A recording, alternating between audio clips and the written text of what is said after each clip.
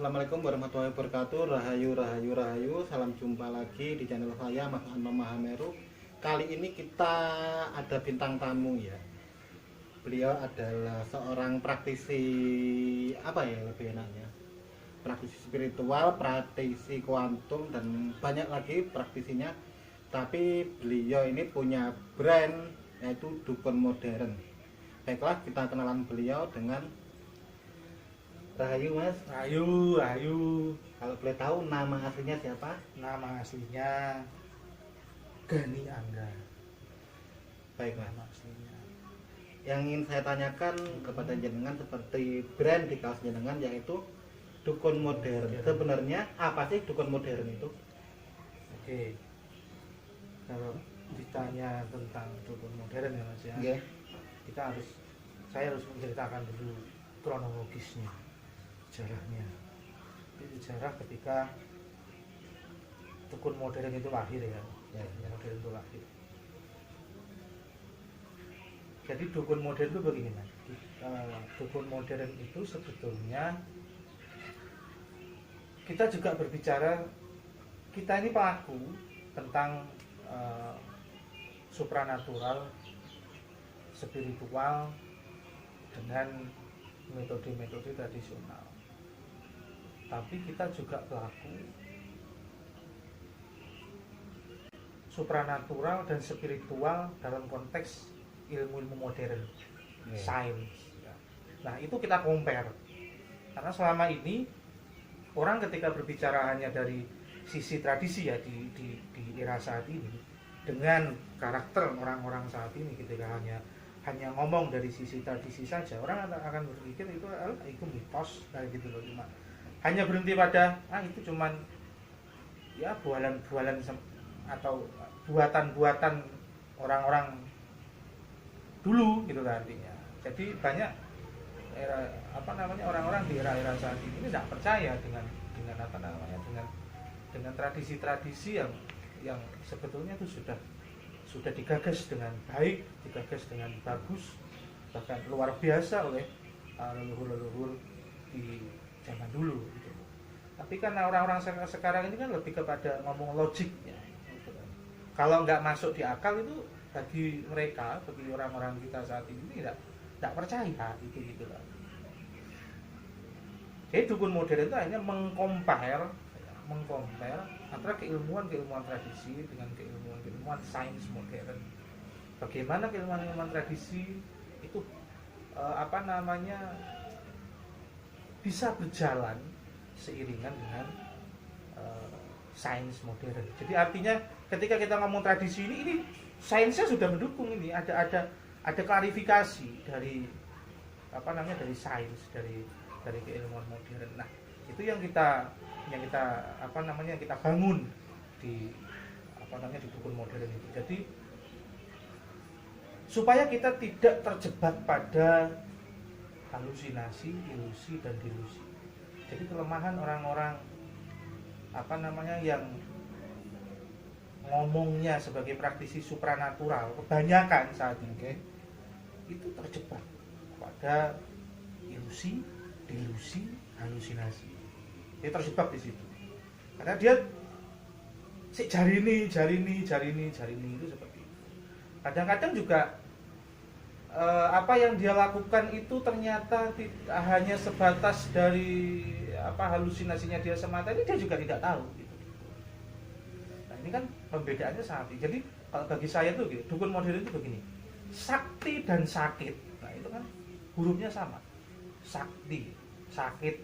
Jadi sakti dan sakit itu perbedaannya tipis. Jadi hanya perbedaan peletakan huruf ya itu ya, sakti dan sakit. Dan fenomena sakti dan fenomena sakit itu juga bedanya tipis sekali beda. Maka dari itu dukun modern itu kita berbicara dari sisi tradisi, tapi tidak sampai terjebak pada delusi, tidak sampai terjebak pada ilusi, apalagi halusinasi. Bicara tentang dukun modern itu.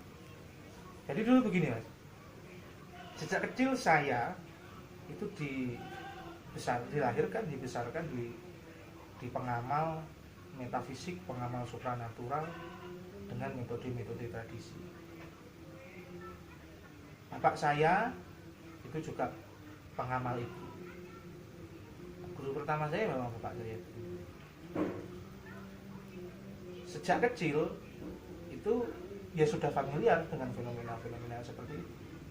Ibaratkan laku puasa, terus laku-laku macam-macam lah ya, meditasi, samadhi, terus ya kayak topo kumpul, topo kalong, gitu kan, topo pendem, poso mulai mute, rawat, ngebleng dan sebagainya itu lah ya. Jadi yang tradisi-tradisi itu sudah familiar sejak kecil. Lambat laun saya mulai mendalami itu.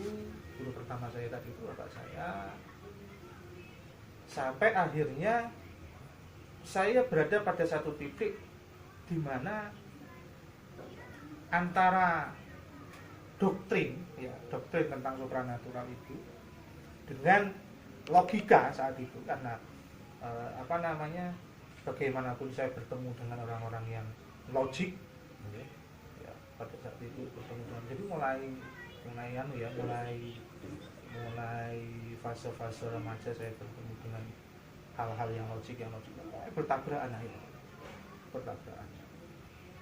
Jadi antara doktrin tentang supranatural itu dengan logik itu bertabrakan. Jadi kadang ada hal-hal yang ternyata tidak masuk di akal saat itu. Karena kan kalau di dunia tradisi itu kita tidak boleh memainkan logika, kita tidak boleh. Wis pokoknya lakonono kan gitu. Jadi tidak ada ibaratkan ini untuk ini untuk ini, gunanya buat apa? Wis pokoknya lakon, wis pokoknya jalankan. Pokoknya sudah lakukan saja kan gitu. Di satu sisi karena saya sendiri sering berkumpul, terus kemudian saat itu juga saya juga sedang berada di dunia-dunia yang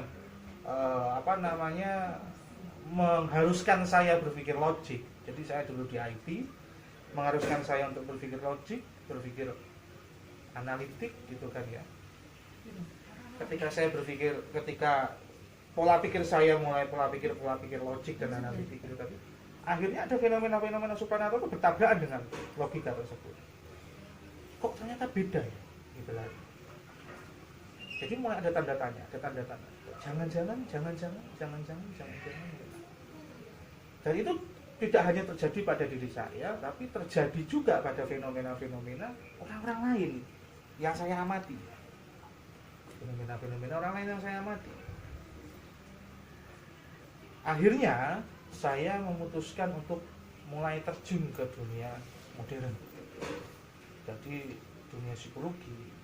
Bahkan saya ketemu dengan namanya metafisik, tapi basicnya psikologi. Ada namanya mulai dari hipnosis dan sebagainya itu ya, bertemu dengan itu. Ada psikotronika namanya pada saat itu, macam-macam. Mulai dari situ, ternyata dari apa yang saya pelajari di ilmu di ilmu modern ya, sains itu, ternyata ilmu modern ini mampu menghasilkan efek sakti seperti layaknya kita melakukan tradisi. Jadi efeknya itu sama, efek visualnya itu sama. Gitu. Nah, kalau kita kan tidak pernah tahu ya efek dalamnya setiap orang, kan kita tidak pernah. Kita hanya mengamati efek-efek luar, efek-efek visual gitu. Kayak misalkan orang bisa begini, itu dari sisi modern itu bisa kita melakukan itu, dari sisi ilmu sains itu bisa. Akhirnya pada saat itu saya berpikir apa yang saya lakukan saat itu, apa yang saya lakukan pada tradisi-tradisi pada zaman itu ternyata hanya men-trigger fenomena pikiran saya. Jadi ketika itu saya akhirnya ketemu dengan hipnosis, saya mempelajari betul tentang teknologi pikiran, mind tech gitu. Betul-betul saya dalami. Nah, saya di situ tahu. Contoh misalkan dalam penglihatan hantu misalkan ya. Orang-orang banyak yang mengatakan, "Oh, saya bisa melihat hantu, saya bisa melihat ini. Oh, di sini ada penampakan, di sini ada penampakan." Kayak TV itu kan banyak ya. Iya. Kan diwawancara misalkan di sini ada ini. Tapi kan tidak pernah ada konfirmasinya. Kan kayak gitu. Contoh misalkan ada paranormal ya kan, di acara Ah, namanya ya acara A gitu ya, di situ di sebuah gedung tua. Dia bilang di sini ada noni Belanda. Kan yang bisa lihat dia saja. Tidak pernah, penonton ini kan tidak bisa melihat. Dan penonton itu digiring untuk mempercayai itu, gitu lah artinya kan. Tidak pernah ada konfirmasinya di situ. Nah, itu kan paranormal ya. Paranormalnya bisa seperti itu. Nah, dari sisi sains, dari sisi keilmuan modern, kita ambil salah satu saja hipnosis misalkan. Nah, dalam kedalaman tertentu, jadi ada level kedalaman range David Husband-Skill itu di kedalaman, saya lupa kedalaman berapa, 21, 22 kalau tidak salah, di level 21, 22 itu, jadi level 20, 21, 22 itu ada namanya positive visual hallucination, positive audio hallucination gitu kan, ada negative visual hallucination. Artinya gini, positive visual hallucination itu artinya positif itu kita mampu memunculkan visual, jadi sebuah gambaran visual, halusinasi. Jadi kita tuh mampu memunculkan, contoh misalkan dengan saya hipnosis pada level kedalaman range seperti itu ya, yang menurut David Husband-Skill itu, di level kedalaman itu sama bisa melihat sesuatu yang tidak ada di ruangan ini. Contoh, misalkan dengan tahu-tahu bisa bertemu dengan presiden, tahu-tahu presiden itu ada di sini. Nah, itu kan jenengan bisa memunculkan sesuatu yang tidak ada. Jadi ketika dalam kondisi kondisi trance, dalam kondisi hipnosa, itu saya juga melihat presiden ikut cangkruk dengan kita di sini. Nah, itu namanya positif visual hallucination. Atau kita bisa menghilangkan atau negatif visual hallucination. Nah, negatif visual hallucination itu ada di sini, ada orang-orang di sini nih. Tahu-tahu dalam penglihatannya jenengan ini cuma sendiri. Nah, gitu kan artinya. Nah, bagaimana kalau yang kita positifkan itu ternyata pocong, ternyata kuntilanak, suster ngesot dan sebagainya? Bisa-bisa saja. Artinya, kalau tadi kan kalau di hipnosis kan yang biasa kita munculkan misalkan untuk permainan kan kayak ada presiden misalkan ya dimunculkan. Nah, bagaimana kalau misalkan itu yang kita munculkan adalah hantu? Bagaimana kita munculkan di situ adalah pocong misalkan ya? Berarti kan sama saja seperti jenengan itu mampu melihat pocong di ruangan ini. Nah, itu efeknya sama, efek-efek visualnya itu sama. Efek-efek visualnya sama. Nah, dan banyak orang-orang yang mengaku sakti, artinya ya mengaku sakti ketika kita berbincang ya, di situ itu kan ada sesi-sesi perbincangan kita ini kan, karena di situ kita terbiasa dengan dunia konseling, dunia consulting, kita bisa masuk dalam perbincangan ini dengan metode konseling tadi, akhirnya kita bisa mendapatkan informasi dari si orang tersebut ya, informasi dari orang tersebut, bisa mendapatkan hal-hal yang lebih dalam, informasi yang lebih dalam tentang orang tersebut. Ternyata banyak yang terjadi, orang-orang bisa melihat demi itu bukan sakit, tapi sakit, pengalaman hidup.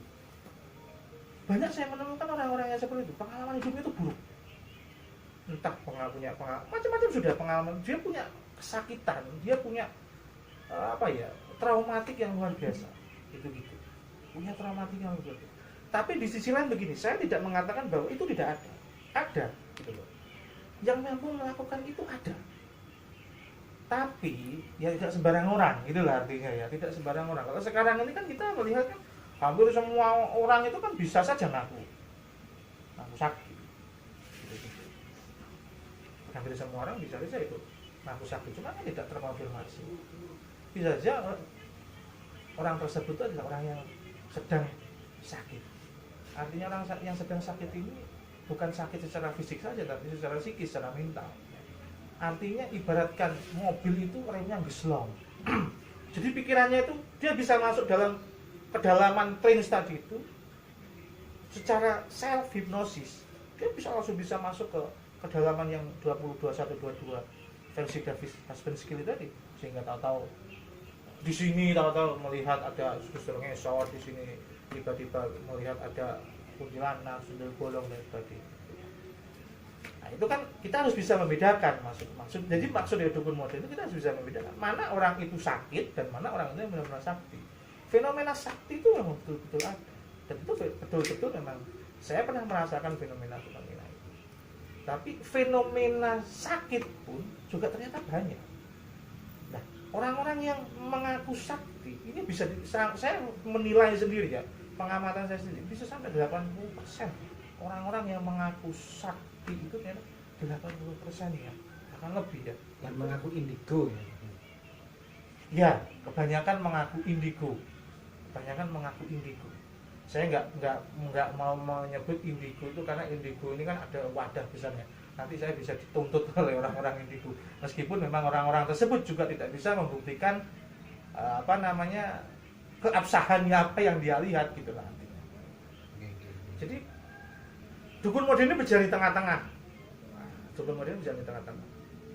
Jadi kadang-kadang orang-orang tradisi ini bentrok dengan orang-orang sains. Katanya orang tradisi begini, katanya orang sains begini. Ini sering bentrok sekali. Nah, dukun modern di tengah-tengah.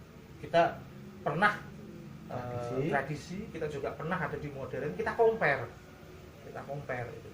Contoh misalkan kayak kenapa sih orang-orang dulu itu kayak kungfu zaman dulu itu ketika membuat keris itu ada lebih dari 5 logam. Pencampurannya di dalamnya itu ada lebih dari 5 logam, Bahkan ratusan katanya. ada yang sampai seperti itu. Terus kita ambil di sini 5 unsur logam itu saja. Di sains itu juga ada yang mengkonfirmasi, meskipun secara tidak langsung ya, bukan mengkonfirmasi secara langsung tentang keris itu bukan, tapi ada sebuah keilmuan yang membahas tentang masalah unsur-unsur logam itu. Dan 5 unsur logam itu, di Bali itu ada pancadhatu juga yang terdiri dari 5 unsur logam. Nah, ada apa dengan 5 unsur logam itu? Ternyata sains menjawab. Itu berarti sains sudah melakukan sudah melakukan identifikasi terhadap fenomena-fenomena. Jadi fenomena ini muncul dulu, terus baru kemudian sains menjawab. Memang tidak semua fenomena-fenomena sakti itu memang bisa terjawab oleh sains, karena sains itu lahir setelah adanya fenomena. Jadi kalau ada orang yang pernah mengatakan kepada saya, titik akhir perjalanan filsafat itu adalah titik awal perjalanan sufi. Jadi artinya sebetulnya memang tidak semua memang bisa teridentifikasi oleh sains gitu. Akan tetapi minimal kita bisa mengkonfirmasi ya beberapa hal yang sudah familiar di sekitar kita gitu kan, agar tidak hanya dianggap sebagai sebuah mitos. Contoh misalkan kayak gini, dalam feng shui Jawa ini kan punya feng shui, kayak rumah pada tusuk sate gitu kan ya, artinya orang-orang Jawa kan menghindari lah ya posisi rumah dalam tusuk sate. Nah, sains itu bisa mengidentifikasi gitu lah, mengonfirmasi sebetulnya ada apa sih rumah dalam posisi seperti itu, gitu lah artinya. Meskipun dia sains ini tidak secara langsung mengkonfirmasi ngomong tentang tusuk satenya itu enggak, gitu lah artinya. Tapi sains itu sudah bisa menjawab gitu kan tentang posisi geografis gitu kan. Ada keilmuan namanya geopatik stress, GS itu, udah macam-macam. Keilmuan tentang yang akhirnya bisa terkorelasi, bisa nyambung, bisa bisa mengkonfirmasi tentang fenomena-fenomena yang sifatnya itu tradisi itu tadi. Jadi kan sebetulnya orang-orang leluhur kita ini sebetulnya sudah hebat gitu kan. Dia sudah melampaui sains, itu kan, sudah melampaui sains. Hanya bedanya kan kalau orang sekarang ini dibukti nih kan gitu toh. Ya. Nah, ketika tidak ada buktinya dianggapnya mitos. Orang-orang sekarang seperti itu rata-rata. Cuman leluhur kita ini kan tidak dijelentreh no. Jadi kalau leluhur kita itu sistemnya kalau saya pelajari itu ya sudah dia diajarkan seperti itu. Nanti akan diserap sesuai dengan makomnya, akan diserap sesuai dengan levelnya masing-masing. Yang levelnya mistik ya akan dilarikan ke dunia mistik. Yang levelnya spiritual akan dilarikan ke level spiritual. Contoh kayak misalkan sebuah persembahan kayak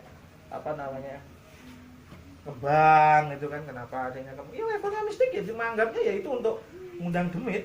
Tapi yang levelnya apa namanya, yang levelnya spiritual, dia akan menganggap sebagai sebuah penghormatan terhadap alam, karena biar wangi, gitu. Biar harum, biar bagus, alam semesta ini gitu. Penghormatan itu macam-macam akhirnya gitu dari sudut pandang itu. Nah, setelah kemudian saya sempat skeptik saat itu terhadap tradisi gitu kan ya, saya sempat skeptik pada saat itu terhadap tradisi. Akhirnya saya berkenalan dengan berbagai macam ilmuwan gitu kan. Terus saya sering sharing, utamanya dengan istri saat itu, tentang fenomena-fenomena mistik. Jadi awal mula kemandekan, jadi gini, saya mengalami fase dulu sebagai pengamal tradisi. Akhirnya kemudian karena berbenturan dengan logik, mandek gitu. Ya. Apa namanya, tradisi. Saya mulai mementahkan itu.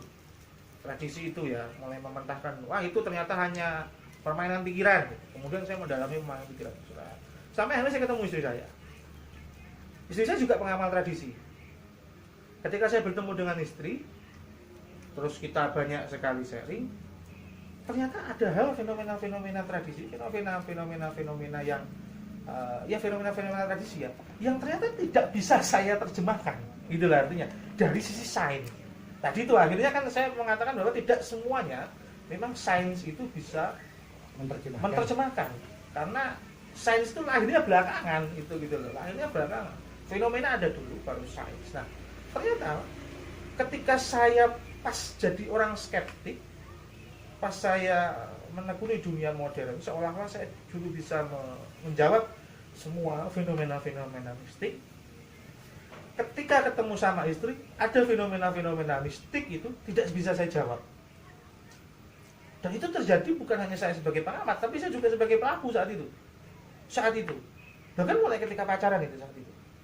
Nah, itu lucunya, saya nggak bisa, tidak ada, dengan keilmuan yang saya pelajari itu nggak bisa, nggak masuk gitu loh. Selama ini kan saya bisa mengkonfirmasi dengan sains. Nah, fenomena itu tidak bisa saya konfirmasi saat itu. Akhirnya saya mulai goyah lagi di dunia modern. Ternyata betul ya. Ternyata tidak hanya tidak semua fenomena mistik itu ya bisa dikonfirmasi dengan sains. Artinya nggak kabeh-kabeh ini adalah modern. Nggak semuanya ini bisa kita gebiak uyah menjadi modern, enggak. Nah, terus kemudian saya di Bali, saya bertemu dengan salah seorang guru yang dia sebetulnya juga mengajarkan tentang ilmu modern, tapi ternyata di situ dia juga menghormati tentang tradisi-tradisi. Guru saya ini membrand dirinya sebagai pemuja bulan. Jadi beliau yang membuka wawasan kepada saya bahwa ternyata fenomena ini enggak semua ini ngomongannya pikiran gitu loh. Ada fenomena kesaktian itu ada memang fenomena itu. Jadi tidak hanya serta-merta mandek, pokoknya pikiran gitu itu enggak. Dari situ akhirnya saya terbuka, oh iya ternyata fenomena-fenomena tradisi itu memang nyata adanya, tapi tidak semua. Karena banyak orang-orang yang mengaku sebagai pengamal tradisi ternyata terjebak pada delusi, halusinasi. Ilusi itu banyak yang terjebak pada situ. Jadi kita punya batasan gitu lah akhirnya. Oh, pengamal tradisi ya, tapi ketika dia sudah masuk pada dunia delusi ya, itu berarti sudah sudah. Supaya tidak akhirnya tidak terlalu fanatik buta gitu loh. Seperti filosofinya orang Jawa itu, ngono yo ngono, ning ojo ngono kan gitu. Jadi ya mistik, tapi ya enggak gitu-gitu juga. Kita ada batasan lah, ada batasan, sehingga tidak dijadikan alat bagi orang-orang pengamal yang mengaku pengamal pengamal tradisi, mengaku sebagai paranormal, pengamal spiritual itu kan tidak menjadi menjadi supranatural tidak yang tidak bertanggung jawab kan gitu toh. Banyak toh akhirnya, terus kemudian penipuan-penipuan yang berkedok seperti itu. seperti yang viral baru-baru ini ya, mungkin seperti yang jenglot pengganda uang yang sempat viral kemarin, ada kunti tiga katanya melayang Ya. macam itu ya. Itu jenglot yang yang penghasil uang yang sampai banyak itu saya kemarin sempat bongkar habis itu. Cuman saya tidak saya publish ya. Jadi karena waktu itu ada yang sempat posting di Facebook gitu kan. Itu saya sempat saya bongkar kotaknya itu. Jadi kotaknya itu sebetulnya. Ini bukan pada jenglotnya itu. Itu mau kita kasih boneka Winnie the Pooh saja bisa itu. Tidak hanya ngomong jenglotnya. Iya. Saya tahu. Saya juga perhatikan waktu itu kan kotaknya. Oh, ini ada yang aneh dengan kotak. Jadi kan artinya kita bisa jadi di saat kita terlalu percaya gitu kan, ada rasio yang akhirnya bisa membatasi. Sehingga kita tidak terjerumus. Soalnya kalau sudah fanatik buta itu kan bisa terjerumus akhirnya. Sehingga ada batasan gitu. Semacam itu. Baik kawan, rasanya kok ini udah terlalu panjang juga, ada hampir setengah jam kita ngobrol dengan hanya satu pertanyaan dengan Mas Gani atau dukun modern. Untuk sesi selanjutnya nanti kita sambung part 2 biar lebih enak ngobrolnya. Jadi cukup sekian, terima kasih telah menonton video ini. Assalamualaikum warahmatullahi wabarakatuh. Rahayu.